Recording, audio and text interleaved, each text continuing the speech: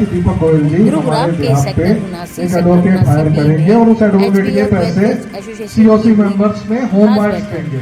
ये एजेंडा था। हम पहले ही ईएमआई दे रहे हैं, पहले ही रेंट दे रहे हैं। उस एडवोकेट के पैसे कहां से थे वो भी बता दीजिए। सर देखिए, वो खर्चा तो नो डाउट मेंबर्स को ही बियर करना पड़ेगा। ठीक है, आप ये मत बोलिए कि आप लोगों को बुलाया गया था वहां पर। दूसरी चीज, नहीं बुलाया नहीं, बताया गया था। ओके, दूसरी चीज बताया और बुलाया में फर्क। ओके, दूसरी चीज सर, दूसरी चीज ये है कि भाई हम बहुत सारे यहाँ पर मेंबर्स ये है जो बोल रहे हैं कि भाई जैसे चल रहा था वैसे चलने दो। लोगों ने नेगोशिएट करवाया था, नेगोशिएट करके हम एक मिनिमम एक्सेप्टेबल प्लान पे आ गए थे। जो प्लान ये था कि भाई जो पुराना बिल्डर है वो 20 करोड़ रुपए इन्फ्यूज करेगा, किसी बंदे से कोई एडिशनल पैसे नहीं लिए जाएंगे, जमीन लास्ट में बेची जाएगी। ये एक हम एजेंडा लेके गए थे और उस एजेंडा में जब आपके स्टे पे डिस्कशन चल रही थी तो कौशिक जी पार्टी बने थे और उन्होंने बोला था ये भी एक सॉल्यूशन है, इसको आप कंसीडर कर दीजिए। कोर्ट ने उसको रिजेक्ट कर दिया क्योंकि कोर्ट का कहना बिल्कुल सही था कि ये किस लिए इंप्लीमेंट हुआ। ये इसलिए इंप्लीमेंट हुआ कि 100 से ज्यादा आदमी आहत थे डिले की वजह से। 1 करोड़ रुपए की क्यूमुलेटिव वैल्यू थी और डिले एक्चुअल में हुआ था।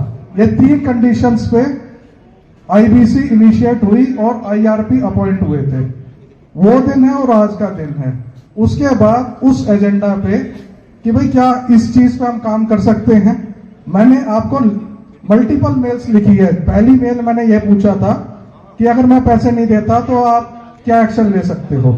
आप बोलिए कि आप मेरी यूनिट कैंसिल करेंगे, मैं भाग के पैसे दूंगा अगर कर सकते हो तो।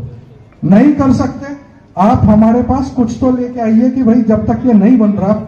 500 एनडीसी होल्डर है आज जो यहाँ पर बैठे हुए हैं। हर बंदे से आप बोलिए कि मैं आपको प्री पोजेशन दे रहा हूं। कानून की बात पे भी आएंगे। आप कानून टू दी वर्ड फॉलो कर रहे हैं। यहाँ जो सिक्योरिटी गार्ड है इनका पसारा लाइसेंस दिखा दीजिए, मैं मान लूंगा जो आपकी कहनी करना और कथनी है वो दोनों सेम है। बिना पसारा लाइसेंस के यहाँ गार्ड है। अगर वो है, एक चीज होती है हमको पता है लोग यहाँ शायद रहने लग जाएंगे।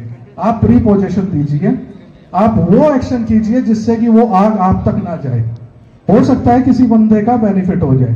प्री पोजेशन के अगेंस्ट इंटरिम फाइनेंस के लिए आपको एक सजेशन दे रहा हूं, वर्केबल है तो बताना। आप बोलिए कि जिस बंदे को मैं प्री पोजेशन दे रहा हूं उससे मैं इंटरिम फाइनेंस रेज करूंगा 25,000 या 50,000 का। 17 करोड़ रुपए कहलाएगा, ये ब्राइब नहीं कहलाएगा। नहीं भाई सर, मैं नहीं, आपको एक बेनिफिट, मेरी बात समझिए, आपसे मैं कुछ पैसे ले रहा हूं और आपको कुछ बेनिफिट दे रहा हूं। मेरी नहीं सर, एक सेकंड, वो फाइनेंस है ये कि भाई आप उसको बोलिए। ऐसा है, मैं आपसे रिक्वेस्ट ये करूंगा, आप लोगों की जो उम्मीदें हैं ना, प्रॉब्ली मैं फिट पर्सन नहीं हूं उनको पूरा करने के लिए। सर ये आपको 1.5 साल पहले बोलना था। मैं हमेशा पहले 1.5 करोड़ रुपए खर्च करने के बाद में पहले दिन से ये मेरा स्टैंड है कि जो पोजीशन है वो जब तक ऑक्यूपेंसी सर्टिफिकेट नहीं आता है तो पसारा के बिना गार्ड लग सकते हैं। सर आपने मुझे आज बताई है ये बात, ये गार्ड पहले से लगे हुए हैं। सर एलएलबी आपने भी करी है, एलएलबी मैंने भी करी है, वही डिग्री है दोनों के पास। भाई साहब आपको नहीं पता। आपने बोला है अगर एक्शन ना हो तो आप बोलिएगा। आपने ये बात मेरे को पहले क्यों नहीं बोली? इस मीटिंग में इंतजार कर रहे थे आप बोलने का। सर मैं 40 लाख रुपए ले लिया आपने, हैं? आज आकर आपका रिजाइन कर रहा जी, मेरा तो कुछ है नहीं। सर 40 नहीं है, 2 करोड़ रुपए है। 40 नहीं है, 2 करोड़ रुपए है। 2-4 साल से खा रहे हो आप। तुम तो पैसे ले लिए। धन्यवाद कि आपने पहले सर इनवाइट किया और आप आज पहली बार मिले हैं पर्सन।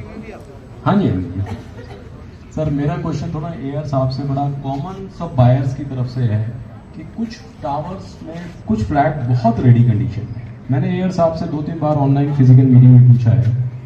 कई बुजुर्ग होम बायर्स हैं, कुछ यहाँ पर लेडीज भी हैं जो फाइनेंशियली उतने स्ट्रांग नहीं है, किसी को एज फैक्टर भी है। तो रेडी फ्लैट के हमने कई बार क्वेश्चन पूछे हैं कि सर कई लोग मजबूर हैं जो बहुत मुश्किल से ना तो ईएमआई दे पा रहे हैं ना रेंट दे पा रहे हैं, तो उनके लिए क्या प्रोविजन है।